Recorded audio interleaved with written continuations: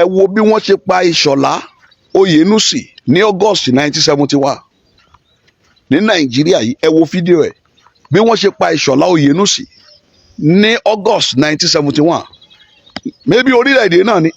Ẹ wo fídíò yẹn, ẹ wo fídíò yẹn, ẹ wo.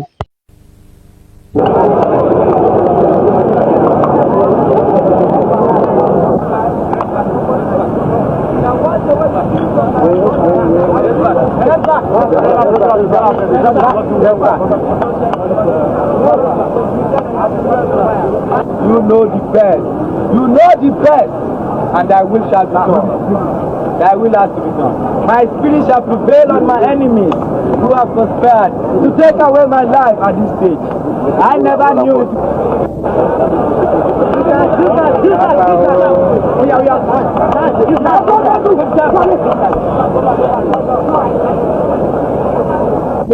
Because I said it for my family and for my nation, but not knowing that I could not help my nation. Enemies.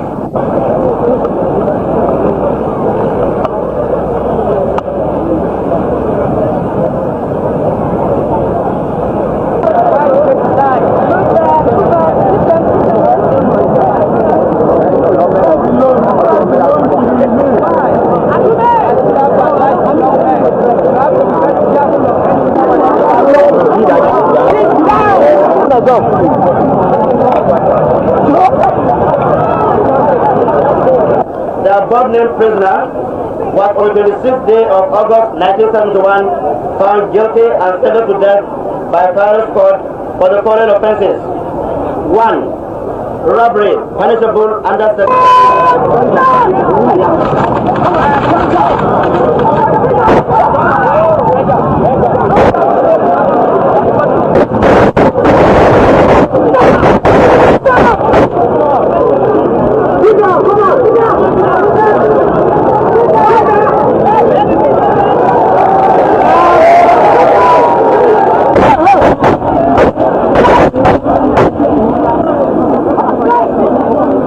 Kí ló wá dé tí àwọn apààyàn, àwọn terrorist, tí àwọn ìjọba ò rí nǹkan ṣe sí láti ọjọ́ yìí?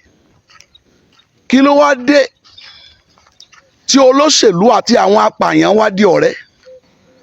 Torí mo mọ̀ pé inú àwọn olóṣèlú náà ni wọ́n ń sponsor àwọn ènìyàn búburú yìí láti máa pa àwọn ènìyàn. Kí ló wá dé látọjọ́ tẹ́ ti mú àwọn terrorist, àwọn tẹ́ ẹ mú, àwọn mélòó lẹ pa nínú wọn? A gbọ́ nǹkan kan. Wọ́n á jọ negotiate láàrin ara wọn, wọ́n á tún tú wọn lẹ̀. Oh my God. Kí ló wá dé tí ìjọba Tinubu tí ò rí nǹkan ṣe sí?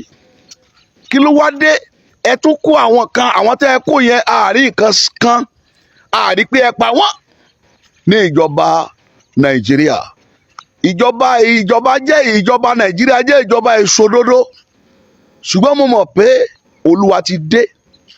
Ọlọ́run sọ pé òun ti gbé ogun ẹ̀yìn dìde sí wọn. Gbogbo agbára tó bá wù kẹ́ ẹ ní láyé, Ọlọ́run ti dé. Ó fẹ́ yẹ̀yẹ́ agbára yín. Gbogbo ipò àti owó tẹ́ ẹ rò pé ẹ ní, Ọlọ́run lòun fẹ́ yẹ̀yẹ́. Nítorí pé òun ti kìlọ̀ fún yín, ẹ gbọ́. Òun sọ ẹ gbọ́. Àwọn tó yẹ kó sọ òdodo, àwọn náà ti jẹ́ dodo, wọn ò lè sòdodo. Wò ó, tí ogun Trump tó bá wọlẹ̀, Olúwa lòun ò tún gbógun mí dìde. Bẹ́ẹ̀ ni, yóò tún gbé ogun mí dìde tó máa jẹ́ ogun ẹ̀yìn láti dógun jà yín. Àfi tí ẹ bá wá nǹkan ṣe sí, tí ẹ jó lóòótọ́ tẹ́ fi àṣírí ìkọ̀kọ̀ àwọn ẹni búburú wọ̀nyí wọ̀n, àwọn tí wọ́n sponsor àwọn terrorist, àwọn apààyàn. Ọ̀rọ̀ Ọlọ́run sọ pé ẹnikẹ́ni tó bá fi idà pa ènìyàn, idà náà ni wọ́n fi pa á. Gbogbo ẹ̀yin tẹ́ ń pààyàn, àsìkò ẹ̀san ti tó. Ọlọ́run yóò sì gba orílẹ̀-èdè yìí, yóò sì gba àwọn Kìrìsìtẹ́nì lọ́wọ́ yín, yóò sì gba àwọn tẹ́ ń pa, yóò sì gba àwọn ènìyàn là lọ́wọ́ yín. Ọlọ́run ti dé o, àsìkò sì ti tó. Bẹ́ẹ̀ ni Olúwa wí. Ẹ gbọ́, ìjọba Tinubu, ẹ wá nǹkan ṣe sí ọ̀rọ̀ yìí. Lórúkọ Jésù, Ọlọ́run yóò gbà wá. Àsìkò ti tó láti gbẹ̀san. Bẹ́ẹ̀ ni, èyí tẹ́ ẹ ṣe lórílẹ̀‐èdè, ìwà ìbàjẹ́ ti tó Olúwa máa dé, ó sì ti dé tán. Àlàáfíà ni fún yín.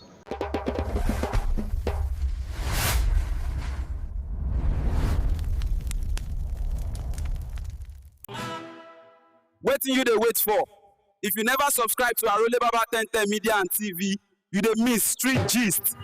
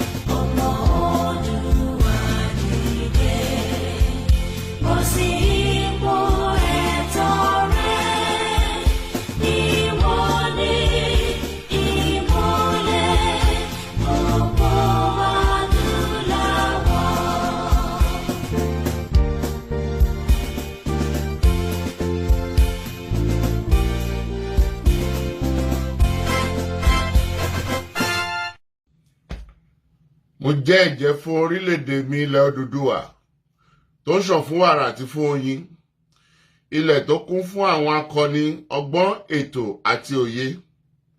Mo ṣe ìlérí gẹ́gẹ́ bí ọmọ ológo ilẹ̀ adúláwọ̀, ìtànṣán oòrùn láti la ayé já nílẹ̀ Áfíríkà, láti gbé ilẹ̀ Odùduwà lárugẹ. Mo fọwọ́ sọ̀yà pé n kò ní dalẹ̀ tàbí ṣọ̀tẹ̀ sí ìṣọ̀kan àti ìtẹ̀síwájú orílẹ̀-èdè mi ilẹ̀ Odùduwà. Èmi yóò fi gbogbo ipá, ọkàn, iṣẹ́, ọgbọ́n àti ìṣe mi sin orílẹ̀-èdè mi ní òtítọ́ àti lódodo títí ọjọ́ ayé mi. Gbogbo ìyànjú àwọn akọni tó ti lọ kò ní já sófo láti ọwọ́ mi títí dé ìrandíran tí ń bọ̀ lẹ́yìn. Mo ṣe ìlérí pé ẹ̀sìn tàbí ìṣèlú kò ní yà wá nílẹ̀ Odùduwà. Tó bá wáyé bẹ́ẹ̀, mo lè lo ọ̀kan ẹ̀jẹ̀ tó kù sára mi láti fi ṣègbè àti jàjàgbara fún orílẹ̀-èdè mi. Ilẹ̀ Odùduwà, èdè kan, àṣà kan àti ìṣe kan ló so wá pọ̀ láéláé lágbára Elédùwà.